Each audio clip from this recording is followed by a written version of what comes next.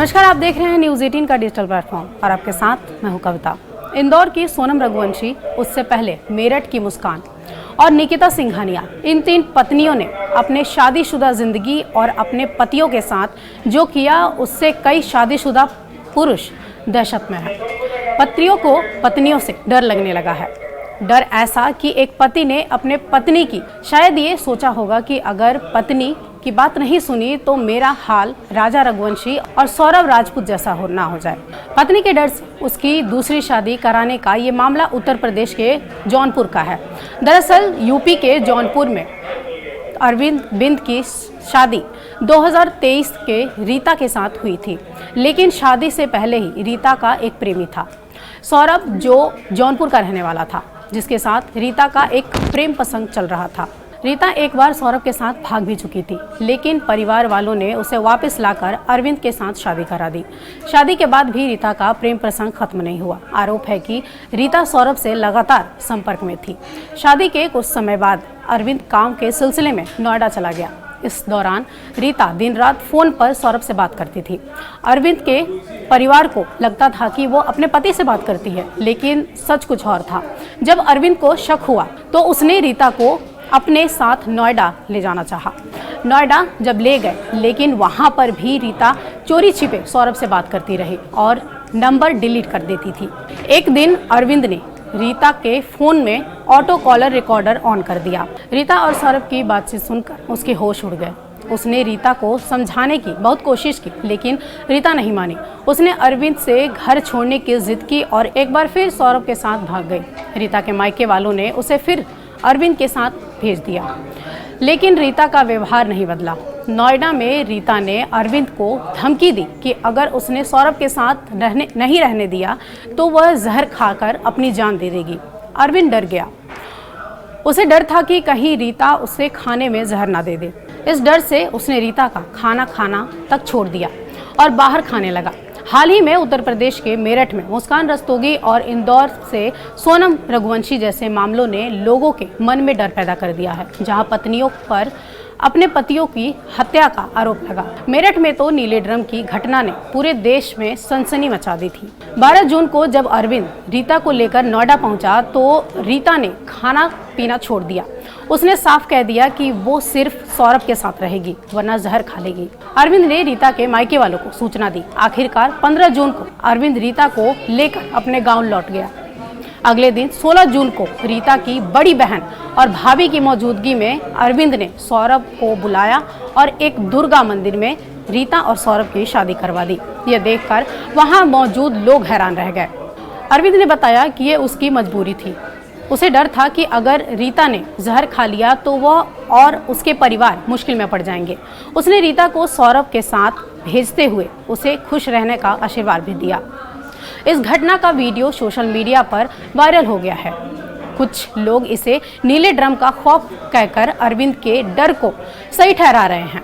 कुछ लोग अरविंद के फैसले की तारीफ करते हुए रीता को कोस रहे हैं। सोशल मीडिया पर कुछ यूजर्स ने मजाक में कह दिया कि अब शादी में 7 वचन के साथ 8वां वचन भी जोड़ा जाए ताकि ऐसी घटनाएं ना हो। लेकिन इस कहानी से कई सवाल उठ रहे हैं। क्या अरविंद का फैसला डर की वजह से था या रीता की खुशी के लिए ऐसा किया? जैसे मामलों ने लोगों के मन में डर भर दिया है। यह घटना सोचने पर मजबूर करती है कि रिश्ता में विश्वास, संवाद और समाज के दबाव का कितना बड़ा रोल है। तो ये थी जौनपुर की उस अनोखी शादी की कहानी जो आज सुर्खियों में है। आप इस बारे में क्या सोचते हैं, कमेंट बॉक्स में ज़रूर बताएं। नमस्कार।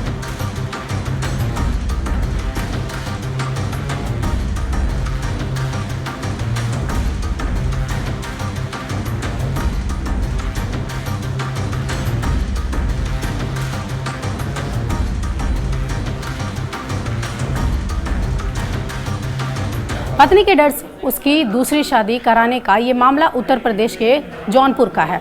दरअसल यूपी के जौनपुर में अरविंद बिंद की शादी 2023 के रीता के साथ हुई थी, लेकिन शादी से पहले ही रीता का एक प्रेमी था, सौरभ, जो जौनपुर का रहने वाला था, जिसके साथ रीता का एक प्रेम प्रसंग चल रहा था।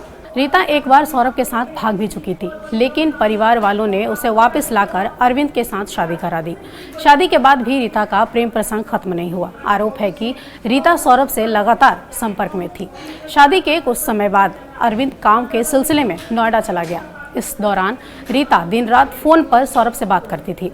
अरविंद के परिवार को लगता था कि वो अपने पति से बात करती है, लेकिन सच कुछ और था। जब अरविंद को शक हुआ तो उसने रीता को अपने साथ नोएडा ले जाना चाहा। नोएडा जब ले गए, लेकिन वहां पर भी रीता चोरी छिपे सौरभ से बात करती रही और नंबर डिलीट कर देती थी।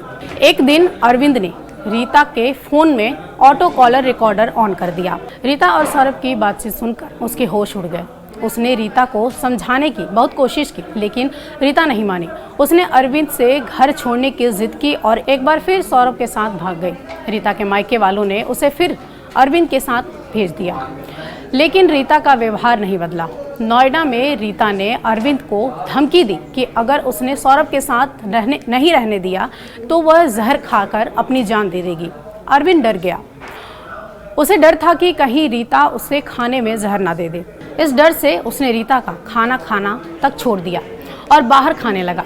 हाल ही में उत्तर प्रदेश के मेरठ में मुस्कान रस्तोगी और इंदौर से सोनम रघुवंशी जैसे मामलों ने लोगों के मन में डर पैदा कर दिया है, जहां पत्नियों पर अपने पतियों की हत्या का आरोप लगा। मेरठ में तो नीले ड्रम की घटना ने पूरे देश में सनसनी मचा दी थी। 12 जून को जब अरविंद रीता को लेकर नोएडा पहुंचा तो रीता ने खाना पीना छोड़ दिया।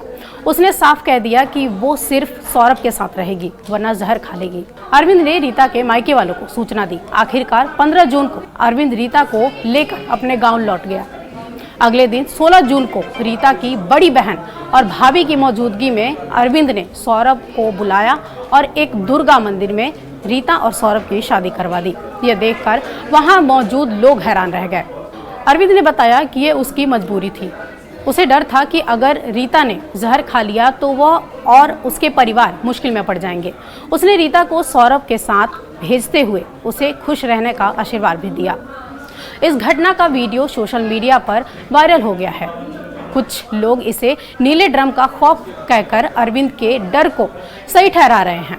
कुछ लोग अरविंद के फैसले की तारीफ करते हुए रीता को कोस रहे हैं। सोशल मीडिया पर कुछ यूजर्स ने मजाक में कह दिया कि अब शादी में 7 वचन के साथ 8वां वचन भी जोड़ा जाए ताकि ऐसी घटनाएं ना हो। लेकिन इस कहानी से कई सवाल उठ रहे हैं। क्या अरविंद का फैसला डर की वजह से था या रीता की खुशी के लिए ऐसा किया? जैसे मामलों ने लोगों के मन में डर भर दिया है। यह घटना सोचने पर मजबूर करती है कि रिश्ता में विश्वास, संवाद और समाज के दबाव का कितना बड़ा रोल है।